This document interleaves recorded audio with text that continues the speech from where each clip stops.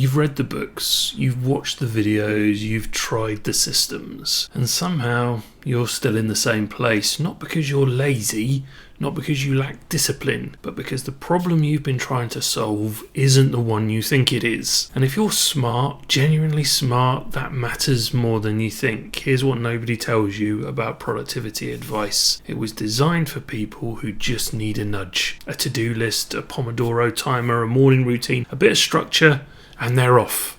But that's not you, is it? You don't need a nudge, you need a way out. Because what you're dealing with doesn't respond to nudges. You probably know more about productivity than most people who are actually productive. You've read about deep work, you understand the Eisenhower matrix, you even know what a Zeigarnik loop is, and still nothing moves. The tasks sit there, the day disappears, and you're left wondering where it went instead of actually being productive. Here's where this gets interesting. Smart people have a particular relationship with procrastination. It doesn't look like laziness from the outside, it looks like research, planning, preparation. It feels like progress. You're not scrolling mindlessly, you're watching a video about the exact problem you're trying to solve. You're reading an article that might have the answer. You're building a system that will finally make everything click.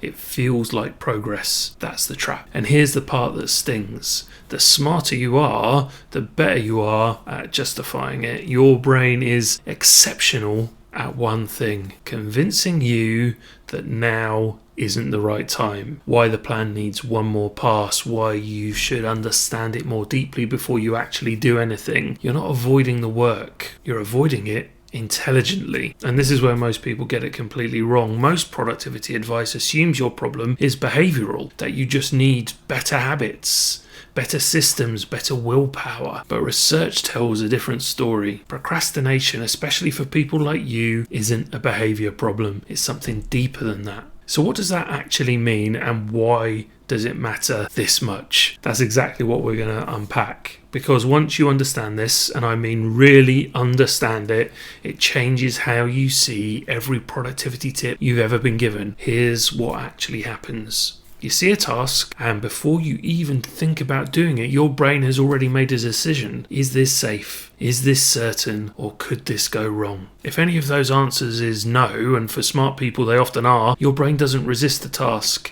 It pulls you away from it. That's the thing about intelligent minds. They're very good at spotting risk, very good at seeing all the ways something could go wrong, very good at running simulations of failure before anything has even started.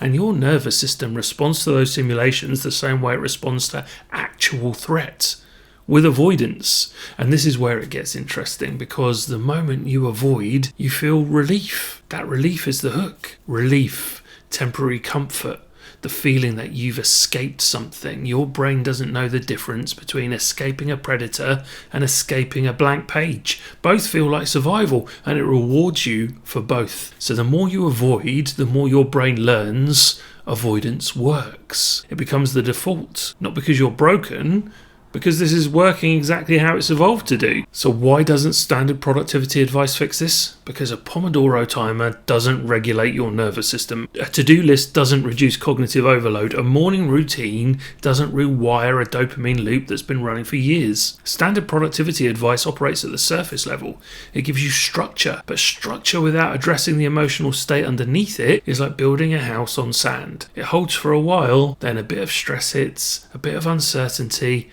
and the whole thing collapses. And you're back to square one, wondering what's wrong with you. There is nothing wrong with you, by the way. The advice just wasn't built for what you're actually dealing with. And this is where it started to shift for me. Not when I found a better system, but when I realized I'd been solving the wrong problem the whole time. Because once you see this, you stop trying to force yourself forward, and you start removing what's pushing you back, and everything gets lighter. Not easy, but lighter. Like you're no longer fighting against yourself just to begin. So I started building something around that idea, not another productivity system, not another routine, something that actually works with how your brain responds in the moment you're stuck. Because that's the only moment that matters. When you're staring at the thing and you're not starting. That became a simple reset process I could use in real time, something I could run in a few minutes to clear the resistance, shrink the task, and actually move. And that's what I've put together into a free guide, not theory, not another system to maintain, just something you can use the moment you notice you're stuck. If this is hitting a bit too close to home, it'll help. Links in the description. But let's keep going, because there's a reframe here that changes everything. Here's the reframe I want you to take away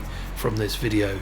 Your procrastination is not evidence of weakness, it's evidence of sensitivity. Your brain is picking up on things, uncertainty, ambiguity, risk, consequence, that a less aware mind would simply miss. The same intelligence that makes you good at what you do is the same intelligence that makes you hesitate before you do it. And that's not a flaw. That's a feature that needs the right operating conditions.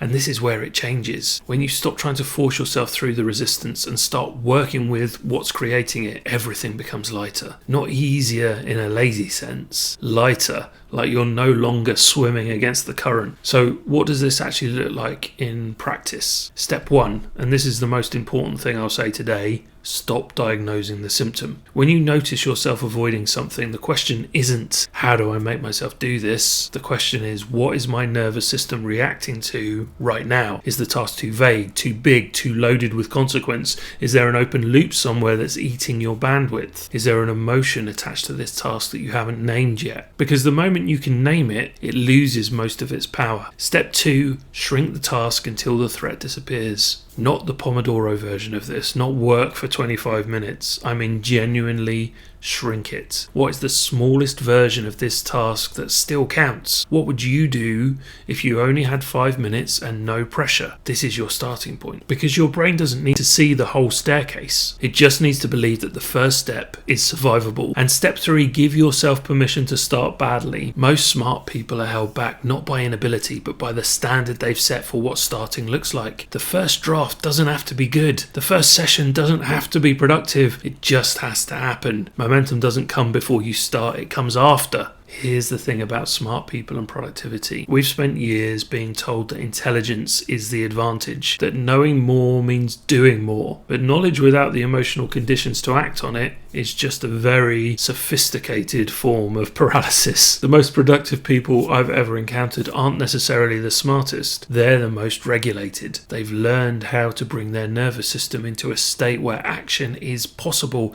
and they've learned to start before they feel ready. That's not a talent. That's a skill, and skills can be learned. If any of this resonated, I've put together a free procrastination reset guide. It's not a productivity system. It's not a course. It's a simple 4-step process for the moment you notice you're stuck. A way to name what's happening, shrink the task, and start without pressure. The link is in the description. And if this video gave you even one new way of seeing yourself, you're not broken, you're not lazy, you're not failing, hit subscribe. That would be awesome, because that's exactly what this channel is built on. But there's a catch. Even when you understand all of this, even when you start doing it right, there's a pattern that pulls you straight back in. And most people don't even realize it's happening. It looks like progress. It feels like you're doing the right thing, but it's the exact reason you lose momentum again. And if you don't spot it, you'll end up right back where you started. I've broken that down in the next video. Watch that now before this clicks and then fades.